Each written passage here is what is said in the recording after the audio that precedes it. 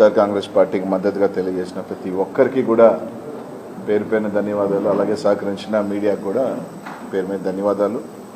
ఏదైతే నన్ను ఎంపీగా ప్రకటించిన తర్వాత గత 2 నెలలు అందరూ కూడా 7 మంది శాసనసభ్యులు అభ్యర్థులు సహకారంతో మా నాయకులు కార్యకర్తలు దగ్గరుండి నన్ను ముందుకు నడిపించడం, అలాగే నిన్న పెద్ద ఎత్తున కూడా ఓటర్లందరూ కూడా తప్పకుండా వైఎస్ఆర్ కాంగ్రెస్ పార్టీని మా 7 మంది శాసనసభ్యుల్ని ఎంపీగా నాకు కూడా తప్పకుండా జగన్మోహన్ రెడ్డి గారిని మళ్ళీ ముఖ్యమంత్రిని చేసుకోవాలన్న తపన వాళ్ళ ఇది కూడా నేను కనిపించడం కూడా జరిగింది. నిన్న 7 నియోజకవర్గాల్లో మీరు చూస్తే ఎప్పుడూ లేని విధంగా, అంటే ఎప్పుడో 15-20 సంవత్సరాల క్రితం జరిగిన వాతావరణం దాదాపు గత 10 సంవత్సరాలుగా మీరు తీసుకుంటే పల్నాడులో లేని వాతావరణం నిన్న చూడటం కూడా జరిగింది. నిన్న ఏదైతే ఏకపక్షంగా వైఎస్ఆర్ కాంగ్రెస్ పార్టీకి ప్రజలు మద్దతు తెలియజేస్తూ ఉన్నారు, మా శాసనసభ్యులు గెలుస్తూ ఉన్నారు నాకు సంకేతం వెళ్ళిన తర్వాత నిజంగా పోలీస్ని ప్రత్యేకంగా చెప్పుకోవాలి.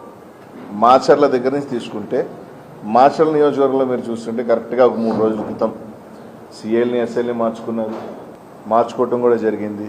మార్చుకున్న దగ్గర నుంచి నిన్న మీరు చూడండి ప్రతి నియోజకవర్గంలో పోలింగ్ దాకా పోలింగ్ తర్వాత తెలుగుదేశం చేసిన అరాచకం అందరూ కూడా చూశారు. మాచర్ల నియోజకవర్గాలు అయితే దాదాపు ఎస్పీ గారు ఐజీ స్థాయి ఒక అధికారి పూర్తిగా మాచర్ల నియోజకవర్గంలోనే. మా ఎస్పీ గారు మాచర్లకి ఎస్పీగా ఉన్నారా లేకపోతే పల్నాడుకి ఎస్పీగా ఉన్నారా అర్థం కాని పరిస్థితి. దాదాపు నిన్న 10 గంటల నుంచి పలానా ప్రాంతంలో సమస్య ఉందని ఫోన్ చేస్తామంటే ఎస్పీ గారు ఫోన్ ఎత్తరు. డిఎస్పీ గారు అయితే కంప్లీట్ పొద్దున్న 8 గంటల నుంచి ఫోన్లు ఎత్తే పనే లేదు.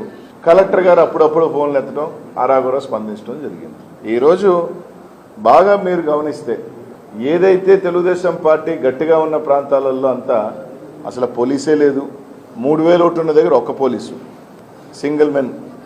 వైఎస్ఆర్ కాంగ్రెస్ పార్టీ గట్టిగా ఉన్న దగ్గరలా తీసుకుంటే ఒక బెటాలియన్ ఓట్లేయనీయకుండా తెలుగుదేశం పార్టీ వాళ్ళు రచ్చ చేస్తూ ఉంటే చెదరగొట్టే ప్రయత్నం.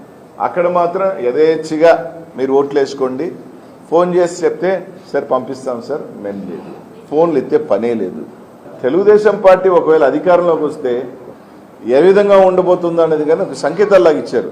అది వచ్చేది లేదు, పెట్టేది లేదు. తిరిగి వైఎస్ఆర్ కాంగ్రెస్ పార్టీ జగన్మోహన్ ముఖ్యమంత్రి అవుతున్నారు. మేము అధికారంలోకి రావట్లేదు అన్న అక్కస్సు. అదే నిన్న 100 ఊర్లున్న మాచర్లో తీసుకుంటే 2 గ్రామాలలో పూర్తిగా డిఎస్పీ పొద్దునే సాయంకాలం దాకా 2 డిఎస్పీలు వేశారు 2 గ్రామాలు.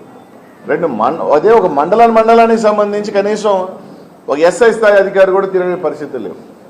ఎక్కడైనా ఒక మండలాన్ని డిఎస్పీని పెట్టి పర్యవేక్షణ చేస్తారు. కానీ ఒక 2 గ్రామాలు, సరే ఆ గ్రామాలు దూరమా 2 కిలోమీటర్ల దూరంలో ఉన్న 2 గ్రామాలలో గొడవలు కూడా లేవు. ఆ గ్రామాలలో అక్కడ మాత్రం కంప్లీట్గా 2 డిఎస్పీలు పెట్టారు. మండలాలకు సంబంధించి మీరు తీసుకుంటే కనీసం ఒక మనిషి లేరు. ఎమ్మెల్యే కొడుకు మీద దెబ్బలు తగిలినాయి, ఎమ్మెల్యే గారికి గాయాలయ్యాయి.